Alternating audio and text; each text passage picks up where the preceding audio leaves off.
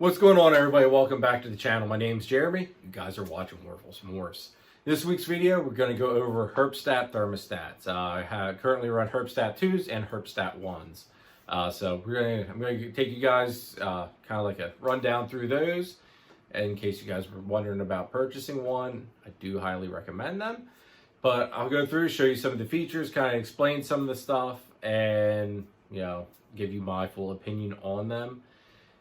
Before we get into this video though, hit that subscribe button if you haven't already, hit that notification bell, and hit that like button because that like button definitely helps our reviews get out into the algorithm here on YouTube. And leave a comment down below. Let me know what thermostats you guys run, what's your opinion on Herpstats, or what your opinion is on the thermostats that you guys currently use. So, let's get into this video, guys. Alright, so here's a Herpstat 2. What makes it a 2 is the fact that it has two temperature sensor probes. You can actually run one on temperature and one on for humidity, but since I had humidity controlled a different way here in the basement, I have them both set up as temperature. Now, the difference between a Herpstat 2 and a Herpstat 1 is that a Herpstat 1 only has one sensor probe, so you'd only have one of these numbers. I can actually show you guys here quick. There, look like that. That's the set temperature. So, get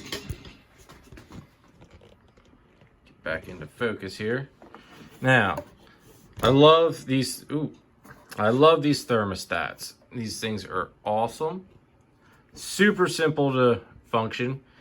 You have your menu button here, so you push that, and that comes up output 1, which is sensor number 1, and sensor number 2. I'll just take you through everything on sensor number 1. Sensor number 2 options are the same thing. So you hit your menu, your enter button, and it puts you into output mode here. You can go down, you can control your daytime temperature. If we hit enter on that, there you can alter your daytime temperature, and you can add, not only can you set what I would call a whole number, but you can also go up by like 0.1 degrees. So it's really nice to be able to fine tune your temps for your rack systems or whatever you're using it to actually control. And obviously there, as you saw, if you don't hit buttons for a little bit, it exits you out of the menu. So we hit menu again, enter for output 1. We're in output mode now. So that was daytime temperature. Now you can have a nighttime cycle, which I don't do that at all. That basically throws you into a menu where you can turn on your night site. You can turn it on or off. You can set a different nighttime temperature.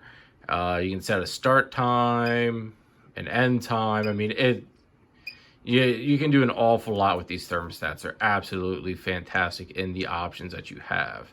So, whenever daytime, whenever nighttime, high-low alarms, basically you just set whatever number you want as for when your alarm to go off. This thermostat will actually start beeping and everything. Here, I'll show you, say a sensor becomes unplugged.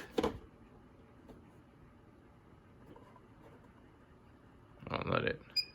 See there? It says probe missing and it starts beeping. So it basically does that same noise if you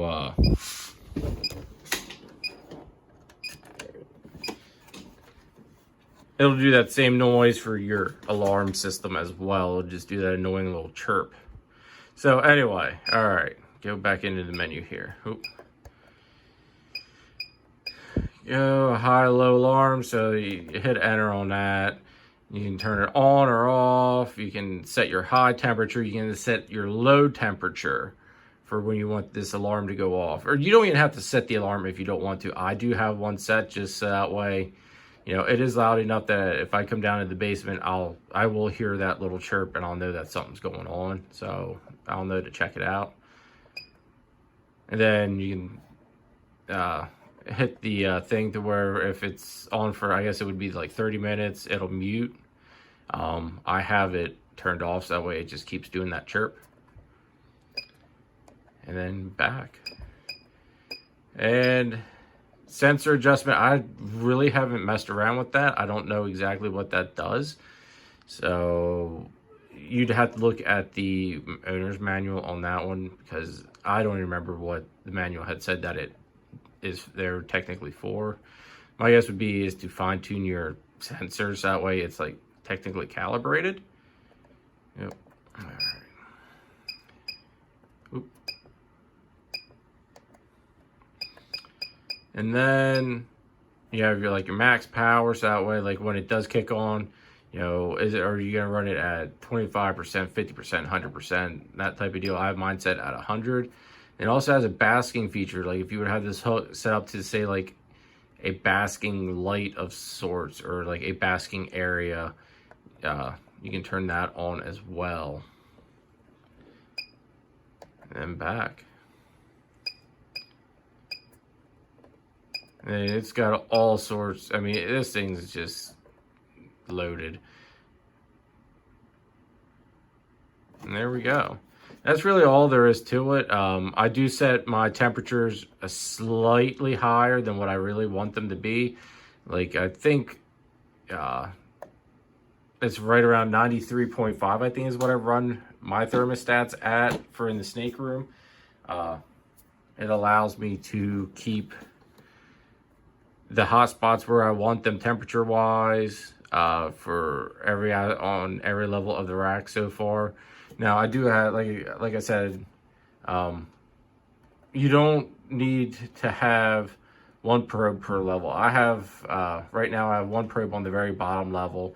That one I'll be moving to a different spot once the rest of my racks get here. I'll be changing where the probes are placed at slightly, just because of having more rack space.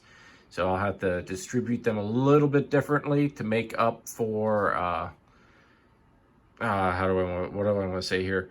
Make up for like the difference, because in reality, your higher racks will get warmer quicker, just because of all the heat from below them come rising up. So you need to have your thermostat, your probes placed a little bit differently, because your higher tubs will get warmer quicker and warmer and to a higher temperature. So you want to program your sensors accordingly. But that's all there is to it. These are great thermostats, and you just can't beat them, in my opinion.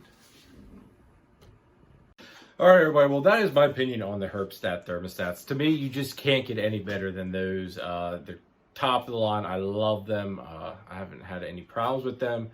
I do know that right now everything's kind of a little back ordered and out of stock and everything at Spider Robotics. So if you do want one, you're probably gonna have to wait a little bit, because last time I checked, Herpstat 2s were sold out. I think the 1s were sold out. I didn't think their new spider webs, I think they're called, I think they were sold out. So there's some issues. I guess it's that microchip shortage or whatever the heck it is. So you know, there's some slight supply issues there on that end, but they are well worth it. They're, what I would say, I don't want to say they're expensive, because they're really not. I mean, a Herpstat 2 is only like 200 some bucks. So it's really not that bad at all. And for the quality that they are and the features that come packed in with them, they're worth every penny. So I hope that this review helped you guys. I do highly recommend Herpstat stuff.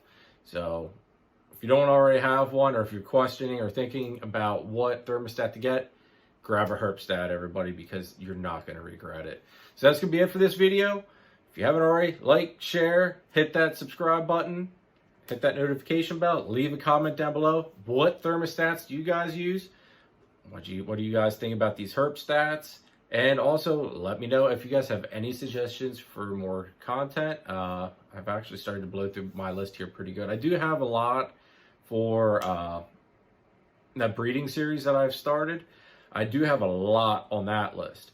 It's just that there is more of, how do I want to put it? That there's more where I can only film certain parts of it when the snakes allow me to, just because of like for palpating. I want to do a video and showing how to palpate, but obviously I need to have a female that's got follicles big enough where I can like show you guys and you guys can see my fingers roll over the follicles and everything. So some of it's kind of, you know, time oriented where it all depends on the snakes. Some of it I can do without, you know, them. I can do it whenever.